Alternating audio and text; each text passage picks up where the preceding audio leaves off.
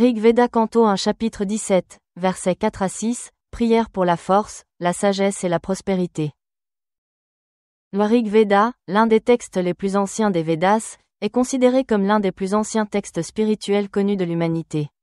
Il s'agit d'un recueil d'hymnes dédié à de nombreuses divinités, reflet des croyances, pratiques et aspirations religieuses des peuples de l'Inde ancienne.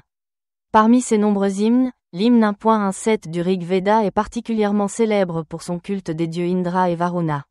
Cet hymne n'est pas seulement un hymne religieux, c'est aussi une prière intense pour la force, la sagesse et la prospérité. Le choix des versets 4 à 6 montre clairement que les préoccupations spirituelles et matérielles étaient étroitement liées dans l'approche védique.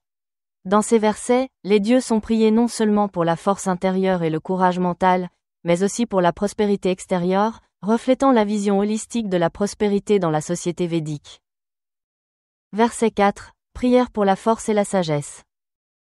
Ce verset est une prière pour la puissance et la sagesse divine. Le texte dit ceci. Puissions-nous être partenaires dans le pouvoir que tu nous donnes. Ici, l'orateur exprime son désir de partager les qualités divines d'Indra et de Varuna. Indra est considéré comme le dieu du pouvoir et de la victoire, communément associé aux tempêtes et aux guerres. Varuna, quant à lui, est considéré comme le dieu de l'ordre cosmique, de l'eau et de la moralité. Ensemble, ces deux dieux représentent une forme équilibrée de pouvoir et de justice. Ce shloka ne prie pas seulement pour la force personnelle, mais demande aussi que cette force soit accompagnée de sagesse et de compassion. Cela reflète la croyance védique selon laquelle la force, qu'elle soit physique ou mentale, doit toujours s'accompagner de sagesse et de compassion. Verset 5. Éloge d'Indra et de Varuna. Ce verset fait l'éloge d'Indra et de Varuna. Indra et Varuna, dignes d'éloges parmi des milliers de donateurs, sont les puissances qui méritent les plus grands éloges. Ce shloka souligne la générosité des deux dieux. Indra est connu pour ses innombrables dons, tandis que Varuna est loué pour son autorité morale et ses devoirs.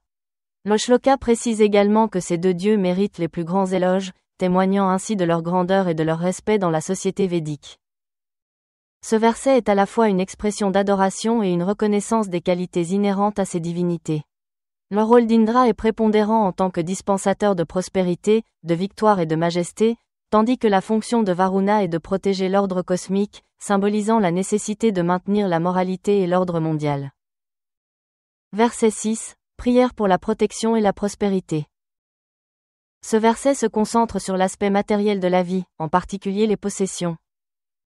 Grâce à sa protection, obtenons de grandes richesses et accumulons-les suffisamment, tout en ayant suffisamment de réserves, et qu'elles soient nôtres.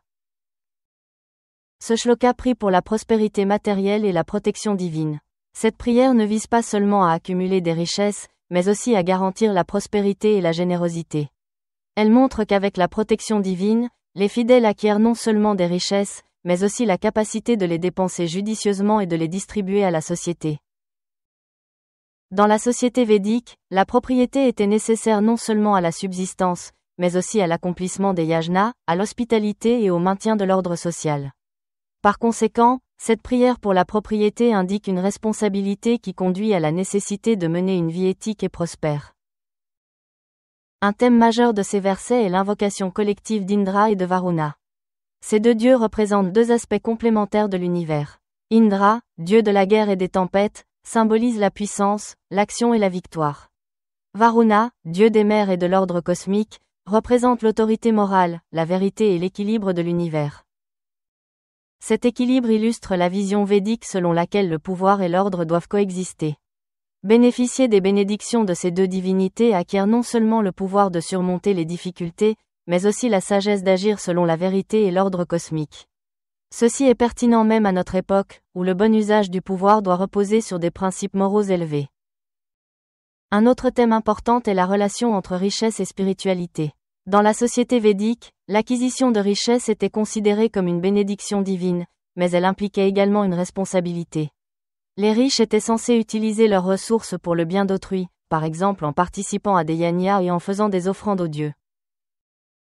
Ainsi, la prière pour la richesse n'était pas seulement destinée à un gain personnel, mais reflétait également un sentiment de contribution à la société et d'enrichissement spirituel. Les prières répétées de protection dans ces versets montrent également que les dieux, en particulier Indra et Varuna, sont les protecteurs ultimes du bien-être de l'humanité.